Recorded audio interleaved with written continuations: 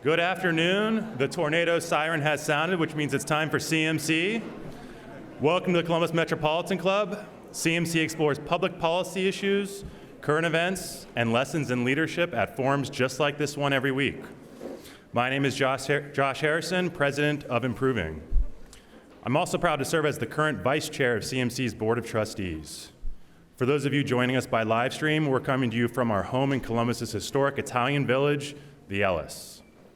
If you scan your QR codes at your tables, you'll see many organizations that support your not-for-profit Columbus Metropolitan Club.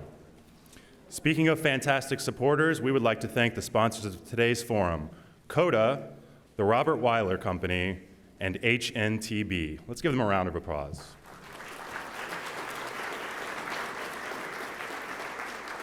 And thank you to our host, the Ellis, for the generous support for today's program.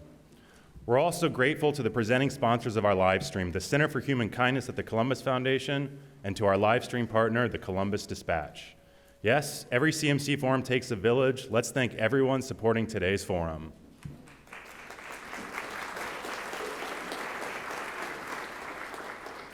And welcome to today's forum, Columbus's $8 billion transit investment. Will LinkUS build a better commute? This November, Columbus voters may be asked to approve a 0.5% sales tax increase to generate $6 billion of the estimated $8 billion cost of the long-term transit improvement project known as LinkUS. LinkUS will better connect parts of Columbus through transit improvements that include new bus rapid transit, corridors, plus infrastructure improvements for pedestrians that include trails and sidewalks. If voters approve, work would begin as early as next year. Will Columbus voters see the value of investing in LinkUS to give Columbus new mobility options that could serve as models for the region?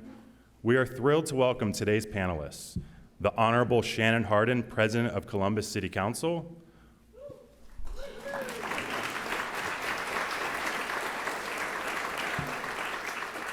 William Murdoch, Executive Director of the Mid-Ohio Regional Planning Commission,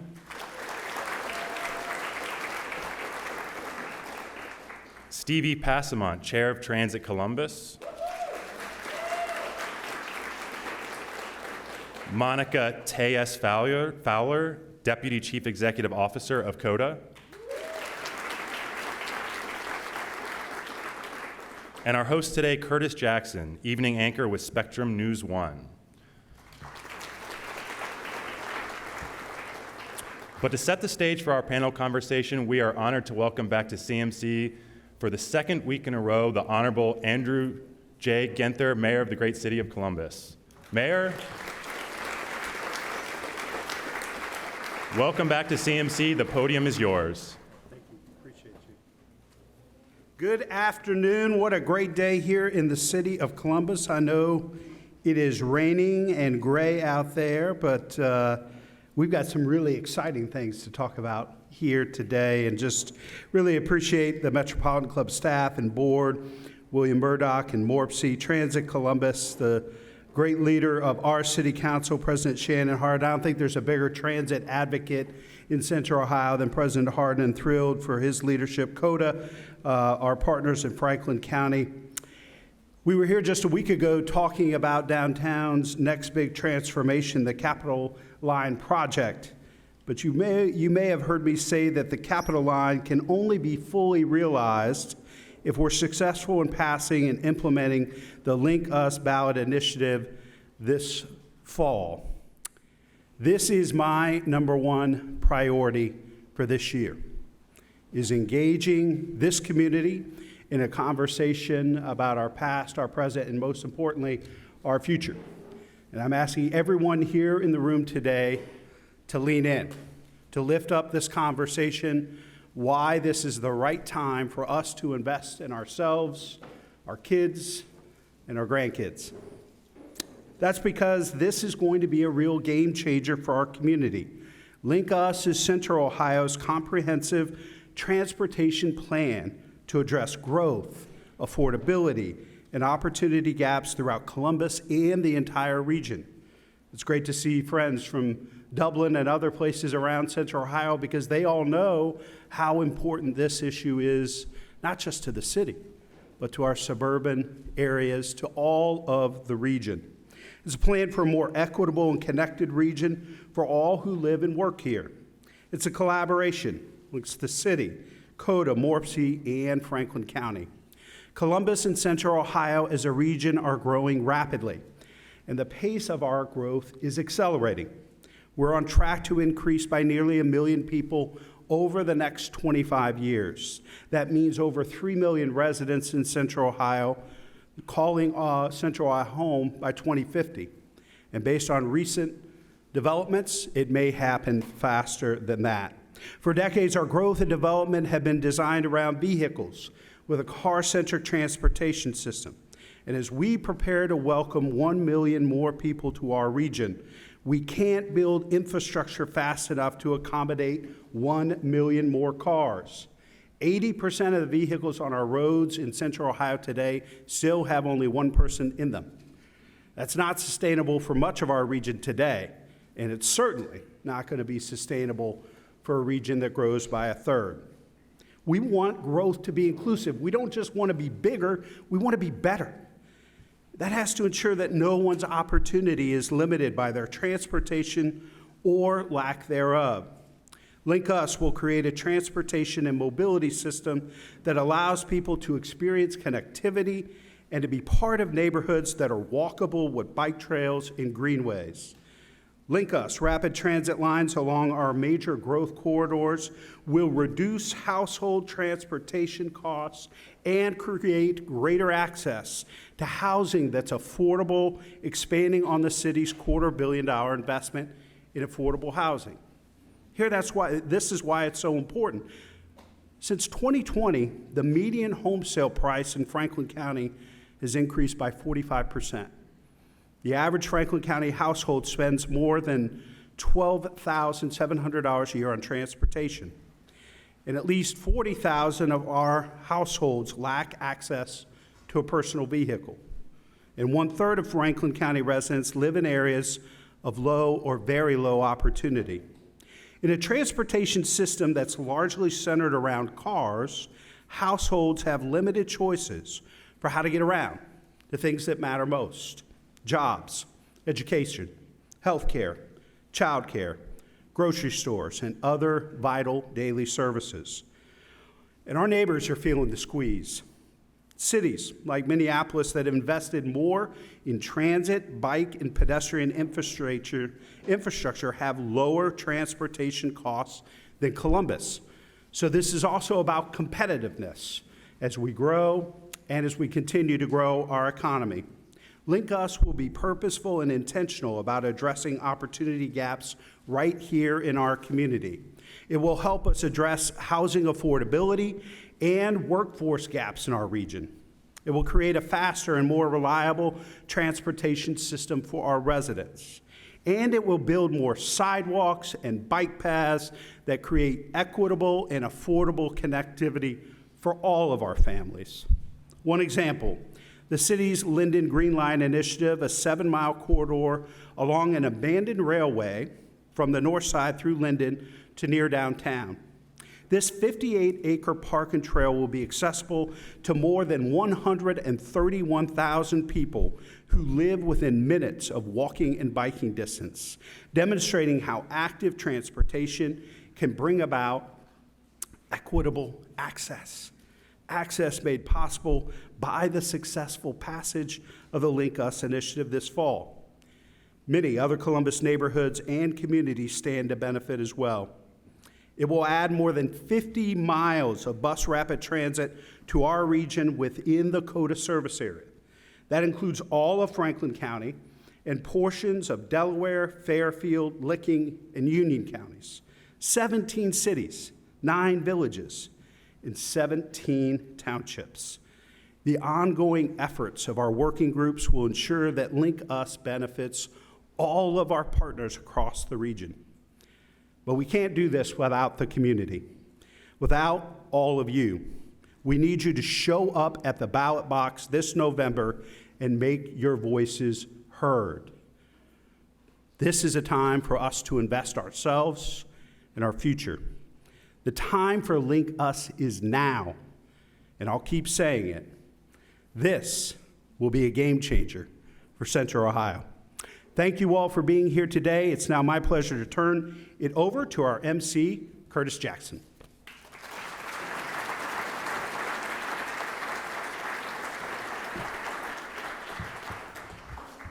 Afternoon, everyone. Good afternoon. This is a very important topic with a lot of interesting aspects to it, so let's get started right away. I'm going to start with the first question, and we'll just go down the line. What is LinkUS to you? Well, thank you, Curtis. It is an honor to be here with all of us to talk about what the mayor said is his top priority, and I think that that's really exciting. And the question is that we will all have to answer is, will this be all of our top priority? We are at an inflection point in our city's history where we used to ask a question around growth. Will it happen? Will it come for us? For all of us folks who've grown up in this city, we've always wanted to be the bigger cousin, the bigger brother. That question has answered itself now. Growth is coming to Columbus. To the mayor's point, the question now is, can we grow and make ourselves a better community as well? Can we attract and bring in those million people and make that good for the quality of life for all of us? So what LinkUS is our community, and it's not just our cities, our region's response to a fully comprehensive growth strategy that makes sure that those million folks that are coming in, and 80% of them that are single occupancy vehicles, 800,000 more cars on the streets, that we can get around and that we can get to our jobs more effectively, that we can have dignity in getting to work. My colleague, Councilmember Barosa de Padilla, who chairs our Public Service and Transportation Committee, always talks about transportation and housing, and these things are about people at the end of the day. And there has to be dignity when you leave your house in the morning as a single mother and you take your child to daycare and then you need to get to work and then your child gets sick in the middle of the day, you need to get back home or get back to the daycare to get your child. LinkUS helps bring dignity to how we move around. It also helps us solve our housing issue. We can't add all of these folks to our community and keep affordability in our city. So it helps us bring folks closer to each other and allows us to move around better. And it also helps us solve sustainability. You can't add 800,000 cars to the community and not have a negative impact to the community. So this will be our community's response to growth. This is something that will help us move forward. And the bigger question is not if we should do it, should we do it now, but we have too many examples around the country of communities who saw growth coming and didn't respond to it. Austin, Nashville, where they saw this wave of growth coming and they stuck their heads in the sand. Sometimes I make it the analogy that it's like a tsunami coming. We have a tsunami of growth, people that are coming to our community. That wave of people, if we don't plan for it, if we're not thoughtful, could be the thing that could wipe folks out. Or if we do the hard thing, if we do the work right now, it could be the thing that lifts all boats and allows this thing to be good for all of us. That's what LinkUS does. It allows us to manage growth and make it good for all of us. Councilman Harden, thank you. Mr. Murdoch, why is this important to the region? Yeah, thanks everybody. It's an honor to be here. And if my voice squeaks, I'm suffering from a little bit of vocal strain. What you heard from the council president is the enthusiasm I have, and I've been screaming at the top of the rooftops about it. So bear with me if I squeak. Curtis, to your question, this is a really urgent moment for the region. I'll say it again. Councilperson said it, mayor said it. We want to grow better as we get bigger. And when we're looking at population growth, we want to make sure that we're putting the improvements in place that bring everybody along, that connect housing to transportation, that give us the options that we don't have in this community. We are the largest region in the country that doesn't have intense mass transit. When you think about our growth, when you think about what it means to live in the Columbus region, having access to better ways to get around is such an important part of our story and of where we want to be heading. I think it's important too, this is of course a Columbus initiative, but many other communities, suburbs, townships are engaged in this. This is something that we know that can lift up the whole area of the whole core of our region, whether it's transit, whether it's mass transit, and we'll talk a little bit about it, whether it's sidewalks, bike trails, even bus shelters. LinkUS is really comprehensively thinking about more than just one line. It's about how to lift up the whole community, the whole core of the region, community by community, neighborhood by neighborhood, to really make our growth improve our quality of life, and we're excited about it. Stevie, what are the elements of LinkUS that voters in Central Ohioans should be aware of? I think there are a couple of different answers to this. You have the sort of physical elements of it. You have bus rapid transit, which may be a new concept to a lot of people. It's sort of like light rail, but on wheels. And then you have all of the things that connect us to that transit. And to go back to what we were saying before, I think LinkUS is about access. It is about access to one another. It is about access to our jobs and our families and our community. And it's about access to a better future. And every part of LinkUS, from the infrastructure around it, the expanded protected bike lanes, sidewalks, pedestrian infrastructure, that makes Columbus just a more pleasant place to be, is giving everyone access to things that they may not have had before or may not have wanted access to before, like the built environment around them. If you are living in a car-centric sort of space where cars are the things that are being prioritized, people are not being prioritized. And so you walk out to, you don't want to walk outside and see a giant asphalt parking lot or a 4-lane road. You want to see your community, and you want that community to be built around you, around people.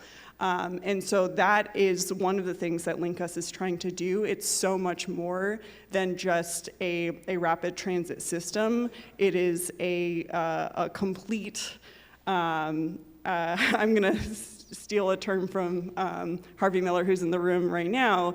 It is the baseline to a sort of mobility polyculture, right? Where, you can use a car, or you can use anything else. You can walk, you can ride, you can use a mobility device, you can use a scooter, to the point where, it's not that we're here like we need to get rid of cars, it's we need to make cars irrelevant. We need to make cars the thing that is not our default, and every aspect of LinkUS does that. Monica, a big part of this is bus rapid transit, or BRT. We're going to talk a lot about that this afternoon. Where are we in the process of bringing that to the region? I'm going to give you a two-parter too. And how do you determine the corridors or the routes that would be first as a part of the LinkUS system? Thank you, Curtis. You obviously took William's comments about giving me the hardest questions seriously, but no. We are currently, we're planning for at least 5 bus rapid transit corridors, with 3 of them already in design. That's the West Broad Corridor, the East Main Corridor, and the Northwest Corridor. And the plans are that the West Broad Corridor is further along. The plans are that we would break ground in 2025, so that's just around the corner, and that we would be operational in 2028, with East Main following soon after, and then Northwest soon after that. So we have started that planning quite a long time ago, and this is where we are. So we're kind of at the point where we're ready to move on this. How the corridors have been determined has been a collaboration, and it really came from studies. Morpsey's 2050 Insight Corridor study, and CODA had a next-gen plan. We used those plans along with, a lot of external communication, outreach, feedback that we received from community partners to really determine those corridors. And so that's how we're going to continue to make those corridors, that we're going to determine what the community needs by hearing what you have to say about that. Can we talk dollars and cents real quick? How much are we talking about here? Yeah, so it is an $8 billion project overall through 2050. The sales tax increase will provide that. What I will say is that when we say bus rapid transit, that's not the full cost of that. The $8 billion projects is a lot of what Council President Hardin and President Murdoch were saying and referring to. That is the sidewalks. That includes the bike trails that Stevie kind of put out there. The trails, we're talking about significant trails.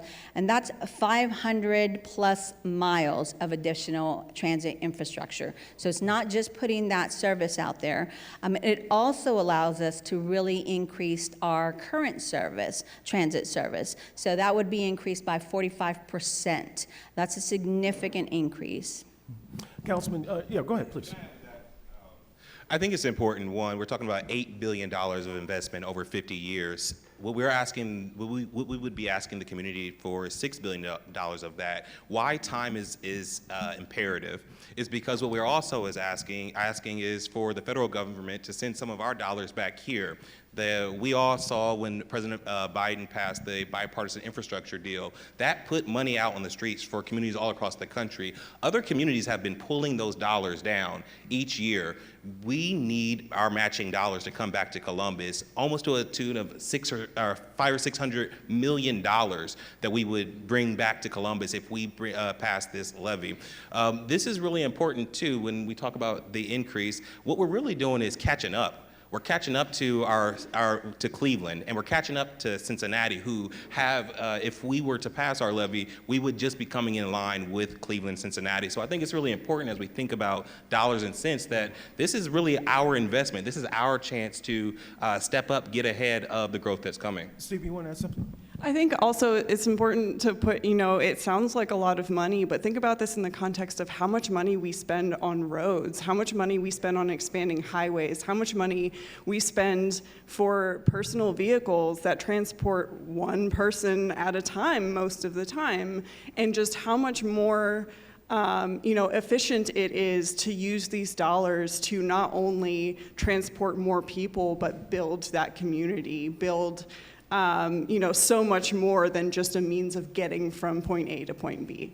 I want to ask you very quickly, because this might be a bit of a tough sell to taxpayers, especially given the fact that we've seen inflation affecting everything from grocery prices to the prices that we pay at the pump. How do you sell this message about looking ahead to the future, given what people are experiencing in the present? Well, I think because people are already struggling. They're struggling to get to work and then get back home. They're struggling to find affordable housing right now. And so when we talk about this being our community's plan for growth, it is about mitigating some of those impacts. It's about quality of life. It's about explaining the benefits to everybody, regardless of where you are, not just in Columbus, but throughout the region. It's about saying that if you believe in or care about health and wellness of your community and or of your family, and want to take a walk, having more bike lanes. If you want to get to work, it's about getting to having the transportation to get there. I think it's really about pointing to other communities that have not done this and the impacts that has had on their communities going forward. William, you want to add something? Stevie, I'll come back to you. I think the council president hit it on its head. For a little bit more, not to negate how much it is, we can significantly make it easier for people to get to jobs, to get to childcare, to get access to housing, to move around their community. Stevie brought up a good point. When we look at the cost of things, there's a significant amount of money that we invest in highways and roads, which we have to do as part of a region. This is just part of having a system, and making this investment really gives people options, especially options they don't have right now. Stevie, as you add to that, what about people who do not live along these corridors? What sort of interest should they have in this? I think, again, part of what this does is obviously all of the what we call transit supportive infrastructure is a word that you'll hear us throw around a lot probably. But those are all of the things that connect folks to to bus rapid transit, to those corridors that we're talking about, plus the extended service that CODA is providing as a part of this, right? So this money is not just going toward future services, it's going toward expanding existing services that folks need. Just to go back a little bit to the cost of this, how many people in here have a car payment? Raise your hands. Yeah, it's a pretty significant chunk of money, and that's for folks in this room. So imagine being someone who makes $10 an hour and trying to maintain that. Maybe you have a car, maybe it runs technically, and maybe you're sinking money into that over and over and over again because you have no other option. You don't have a choice. There are so many people in this city who do not have a choice but to use public transit. And those people should have every opportunity that every one of us in this room have, right? And so that, thank you. And so we're not just doing it for greater accessibility for all of us, but for the people who are already using the transit system. It should already be good enough for them, and it's not. And that's not just including the buses, which of course, we have many challenges to getting that, operator shortages and things like that. So what we need in order to support that growth is more investment in this, and we see that coming from the city. We see that time and that energy and that money that's being invested. And so we need the support of people to ask for more of that, not just from the city, but from the state, from the federal level. There's so much money right now that is coming down from the federal government, and we should be using that to create that access. And I mean, not to be trite, but LinkUS is the name. That's what we're doing. We're linking people. And I think that above all, plays into the cost of everything. Monica? Yeah, I just wanted to add, I think some of what Stevie was touching on that, maybe isn't as plainly said is something that Council President Hardin said was it's sustainability. How does it impact other places?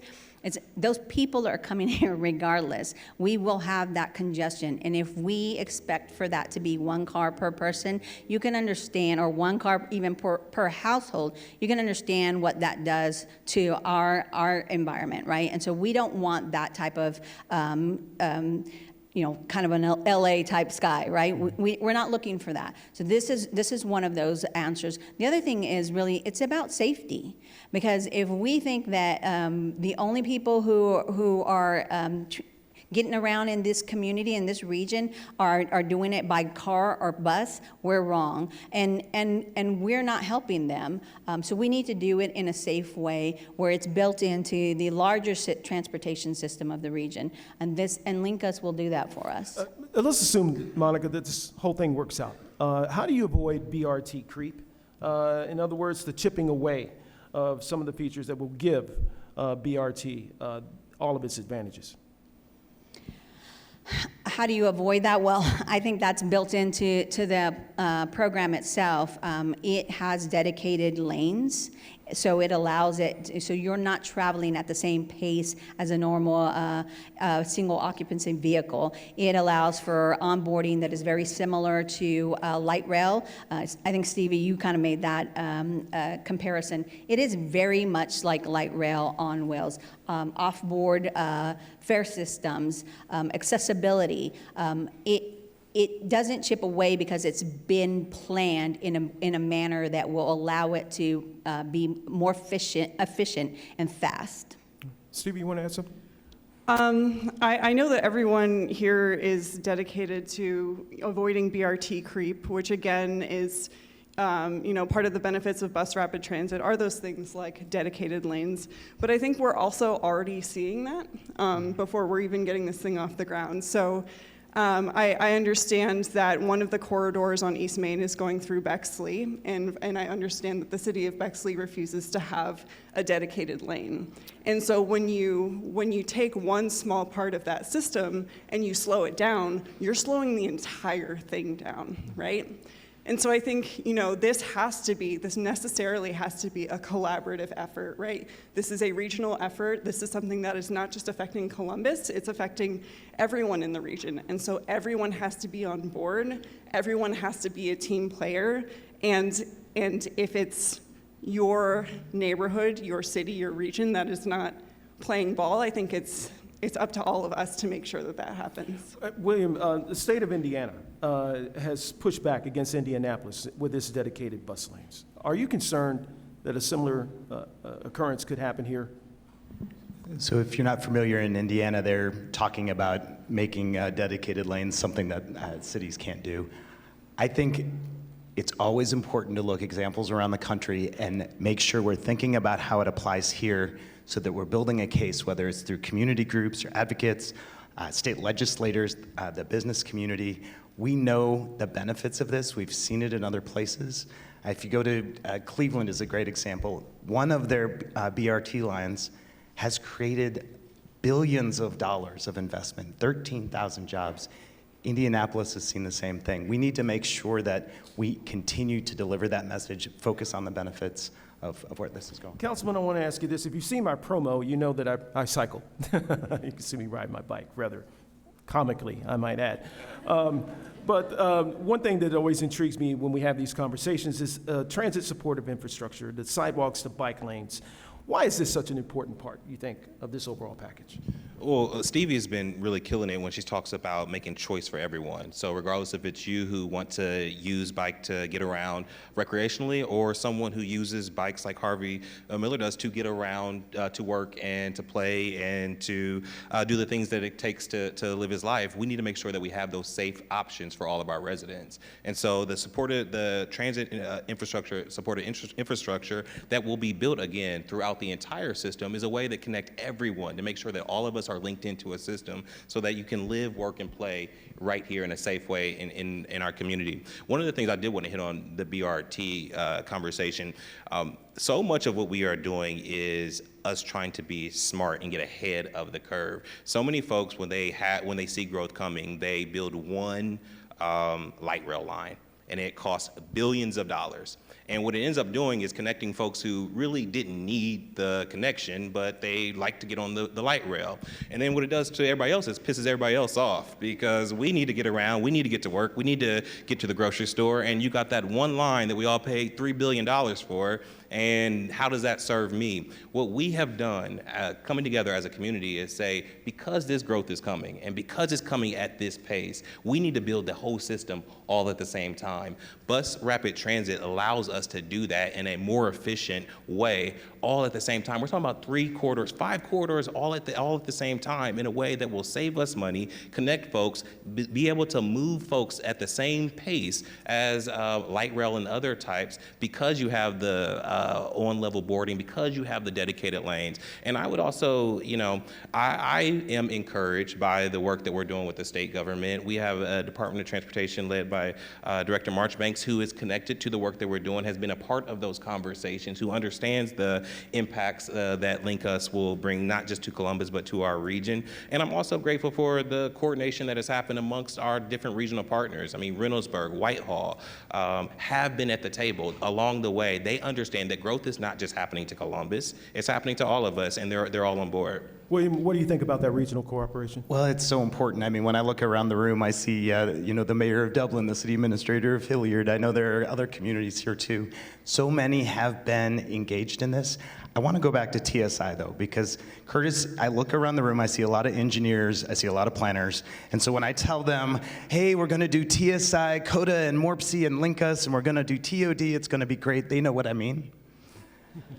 But if you don't know what I mean, let me tell you what this means, because it's transformative what we're talking about.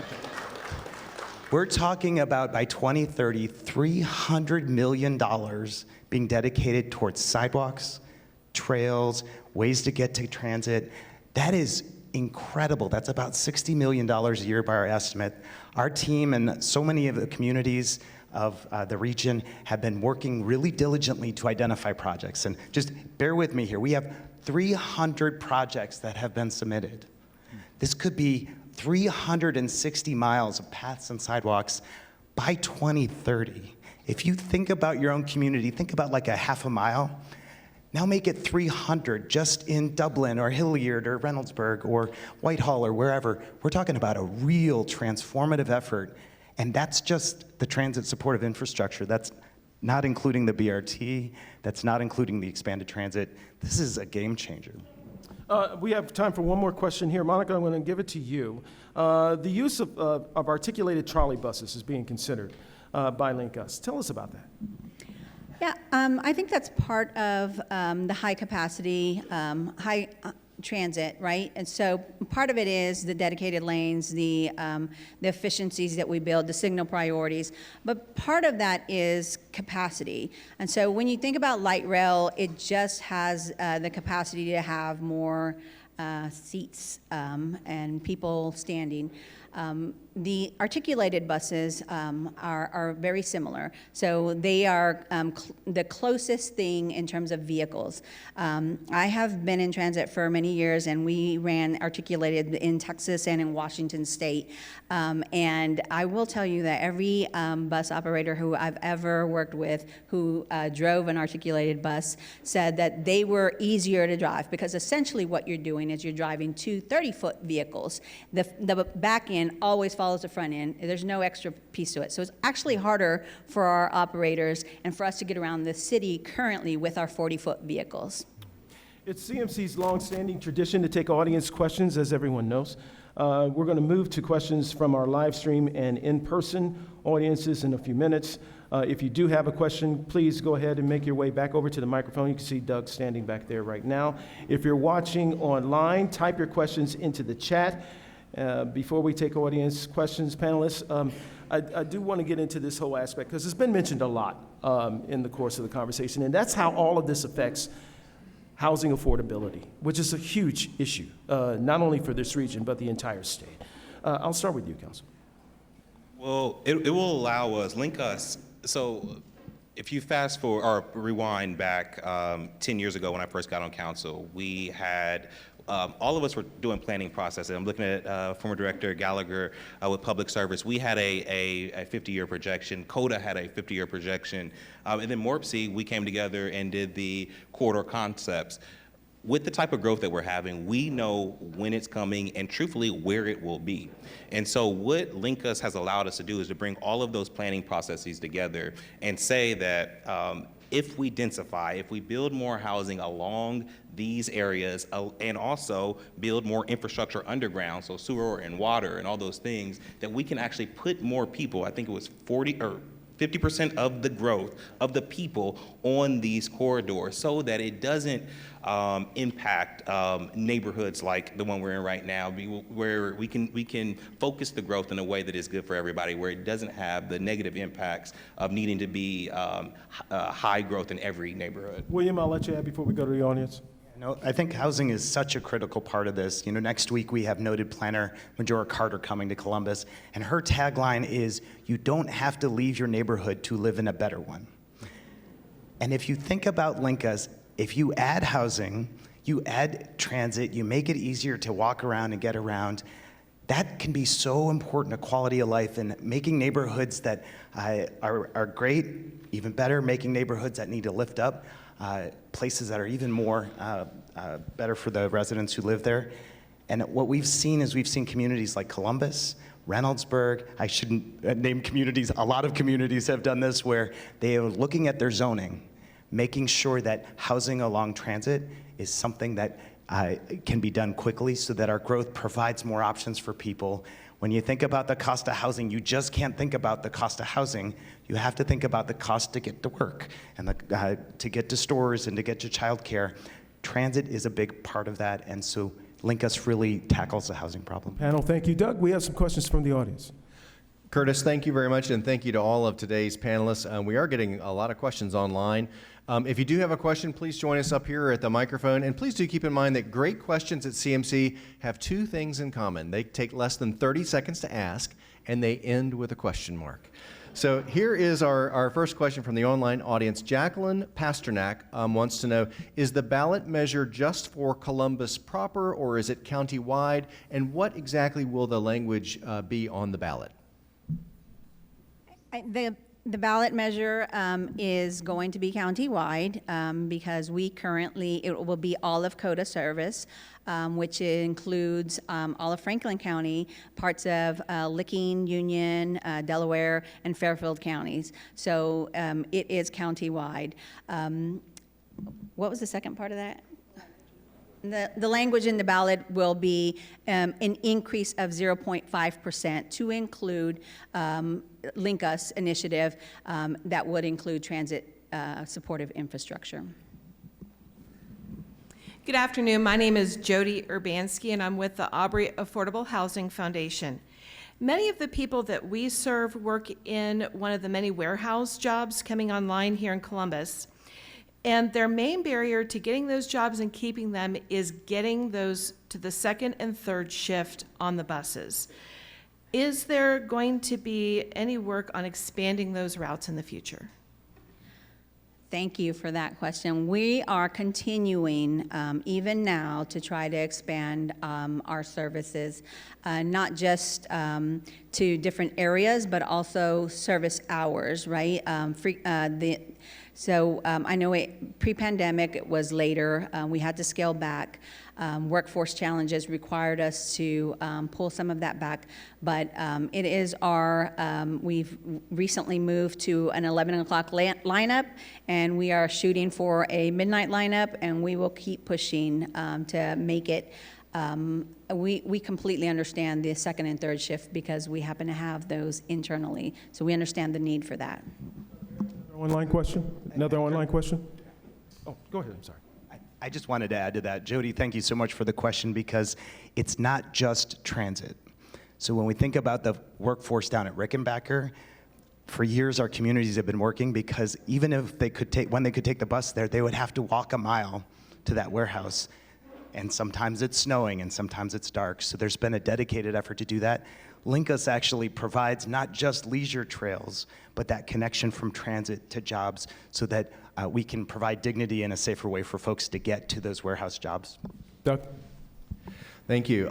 Bob James asks, will LinkUS link us to the rest of the world, i.e. Port Columbus, the Convention Center, Amtrak, and intercity bus transportation? Good question. Maybe I'll start. Yes, a great question. Thank you for that. So LinkUS is just part of the mobility system that we're looking at. So I know that many of you know that MORPC and community partners, Columbus and others, have been working on restoring passenger rail to the region. Remember I said we're the largest region without mass transit? Well, we're also the largest region east of the Mississippi without passenger rail. That is something that is moving forward. We're looking at 2 routes. Those routes include the airport, those routes include downtown, and what's really important to today's discussion is they are done in concert with LinkUS. So when we add passenger rail, it connects into bus rapid transit and into the transit system. So we're really thinking comprehensively about how this works. Monica, you have something you want to add to that? Well, I would just say that, that was kind of one of the things I think the intercity and the passenger rail was kind of a shock, but I think we are working very closely with MORPC to make sure that when we do get passenger rail, because we will, how is that tied into service, right? We don't want passengers to get to a station and they don't have a means for moving. And so it can look a lot of different ways. Again, people move around a region in different ways, and we want to have all of those mobility options at that station. We have another audience question. Thank you. Stevie, you talked about folks at the lower end of the income spectrum, and I wanted to be clear that my question is not related to them. And William, you mentioned the amount of investment that was created in Cleveland along the trails or along the lines. Mayor Ginther was the only one in his opening remarks to use the word equitable. I want to know your thoughts on making sure that this is done in an equitable manner. And not just talking about the users, I'm talking about that investment and that wealth that will be created. Yes, thank you, Lark, for that question. When I think about, this project has to have its base in equity. Every time that a community has done one of these big monumental initiatives, it always has come on the back of someone. I think about the Near East Side where my grandmother used to live on, and 71 came through and moved their whole entire community. And so we have to be as intentional about being equitable, about the impacts of this project as our forefathers were not thinking about the impacts of all of our residents. That truthfully is why when we thought about moving LinkUS forward, we didn't pick a route based off of just higher ridership. Because that would have been one of the high-income routes that went past OSU and all those. We're going to do that too because that's important. But we said first we need to go down East Main Street because we know that folks need access to jobs and healthcare and housing on Main Street. And so equity has been built into every component of LinkUS, all the way down to when we start to build this, making sure that folks get the jobs in our community to build it out. And so equity is the cornerstone of this project so that we are making sure that we're being intentional about who we are trying to impact. Steve, you have a quick follow-up? Yeah, I would also say, again, like if we are looking at equity, what needs to happen is that everybody needs to work together to make sure that this happens. Some areas, some neighborhoods have more resources than others, and they can serve as blockers to building out that equity in different areas. So again, I would look at, if you're looking at the East Main corridor and it's going through Bexley and that is not a dedicated lane, it becomes less efficient. What about the areas east of that? Areas like Whitehall, like Reynoldsburg, that are doing so much to invest not only in that individual level, but in that economic level. Suddenly they're cut off by a part of the system that doesn't work quite as well as the rest of it does, right? It's still there, it still works technically, but we need involvement from everyone and we need dedication from everyone to make sure that equity is in fact equitable and spread throughout the region. Doug? Thank you. Monica, this might be a question for you. Trevin Flickinger asks, will CODA be announcing the next 2 corridors soon? Is East Broad still considered a future corridor? Yeah, that work is currently underway. Again, we look for a lot of public feedback and engagement. So those will be announced soon, though, and I cannot say which ones will be selected as the next 2. Another audience question. I promise this is not a planted question, although promise. But I do think that it's important because I think that as we talk about LinkUS, I was gonna make a connection to rail, so I'm happy we talked about that because literally the region is on the move with an airport expansion, strong conversations about Amtrak and bus rapid transit. But I want to bring us back to bus rapid transit. There are still folks in our community, in our residents, that every time we even talk about bus rapid transit, which is huge, right? People still say, why not light rail? Why are we not investing in light rail at this time? And so it is a little bit of a plant because I kind of know the answer to this question, but for folks who are watching and for this audience, I think we can do, William and Council President, why do we choose bus rapid transit as a way to address some of our both transit issues and address our housing issues as opposed to something like light rail? Monica, this is something we were talking about before this whole thing started. What do you have to say? Yeah. Thank you for that planted question. I do think it's an important conversation to have. Bus rapid transit works very similar to light rail. Why not light rail? Well, I'll tell you that it does cost about 1/6 the cost of light rail. So that's one. But the fact that it also requires an additional right-of-way should be something that we're considering, particularly when we continue to point to equitable. If we really want an equitable system, you really have to determine what's best for the community. And for the corridors that have been selected currently, that is BRT. And, again, it works very similar to light rail, so it's very fast, it's efficient, it's affordable for our region. I think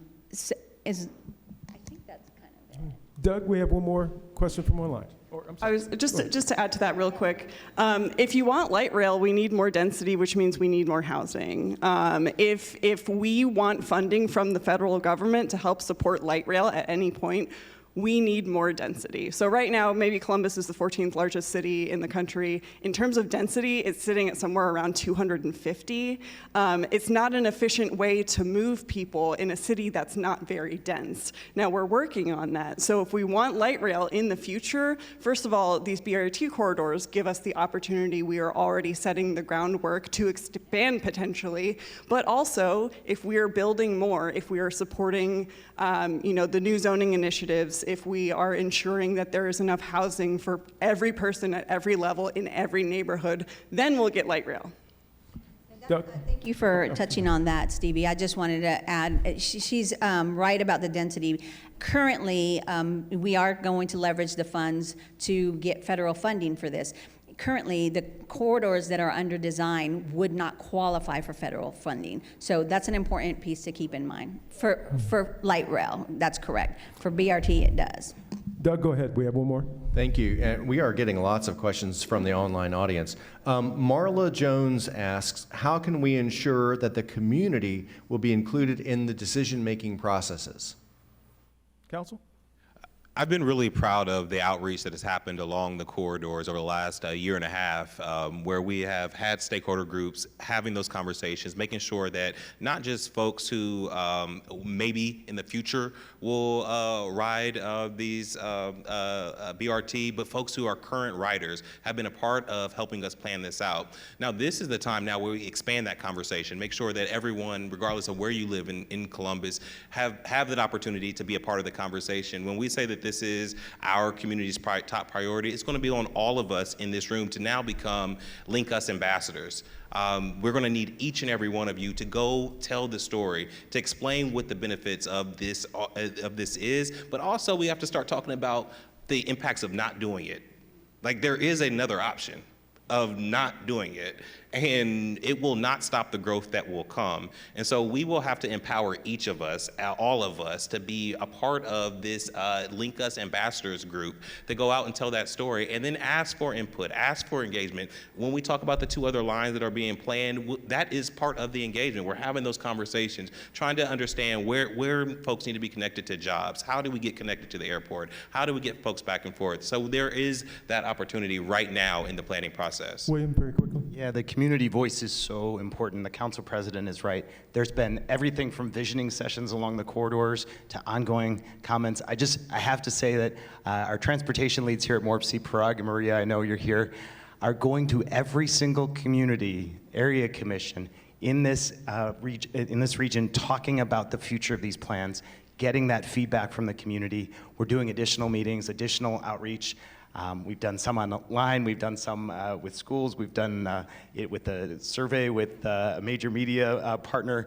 So this is something that the voice matters. It shapes the projects, whether it's BRT lines or whether it's the sidewalks and trails we're talking about. We have time for one more audience question, or I'm sorry. Yes, we have about 3 minutes for one final question. You answered part of my question with what you just said about talking to people, but my name is Shannon Palma. I'm with the Autistic Self-Reliance Support Network, and the Ohio Developmental Disabilities Council has done 2 reports since 2017 on accessible transportation for Ohioans with disabilities, and between the first report and the second, there was no progress. And my question is, as you're going out and talking to people in the community, how are you reaching people with Ohioans with disabilities? Because it's a major market for transit, but actually there are a lot of people who would use it who currently cannot. Monica, I just want to talk about the access portion of her question first, in terms of access for disabilities, and then we'll get to the outreach to the disability community. The access is part of what is being planned right now, right? And that's a lot of that is the transit infrastructure, supportive infrastructure that we keep discussing.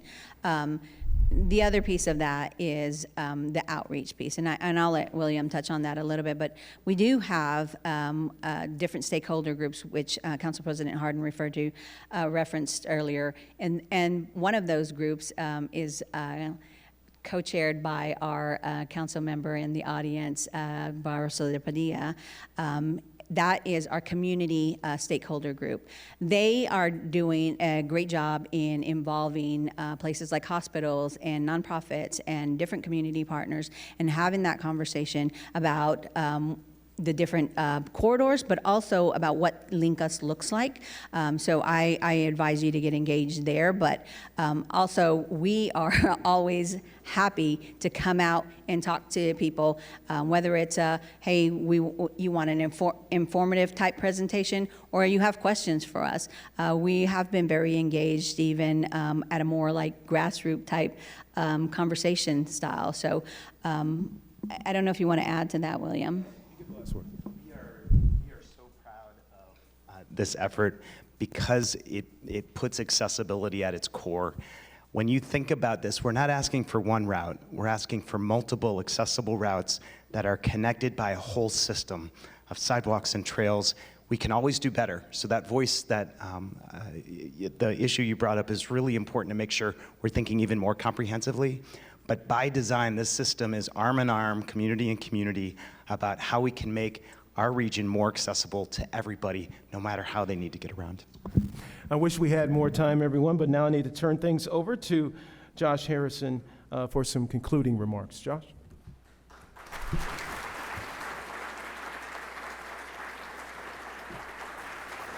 Wow, what a great forum. It is so obvious to me that the future of Columbus is bright, and I am comforted by the fact that we have very smart, engaged leaders thinking about this and how we can grow better. So I just want to personally thank all of you for this.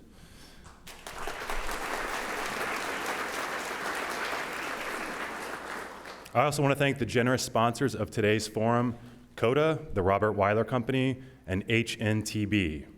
Thank you to the Ellis for hosting us today. We're also grateful to the presenting sponsor of our live stream, the Center for Human Kindness at the Columbus Foundation, and to our live stream partner, the Columbus Dispatch, and our very special appreciation to today's speakers, Mayor Andrew Ginther, Council President Shannon Hardin, William Murdoch, Stevie Passamonte, and Monica Teas Fowler, and our host, Curtis Jackson.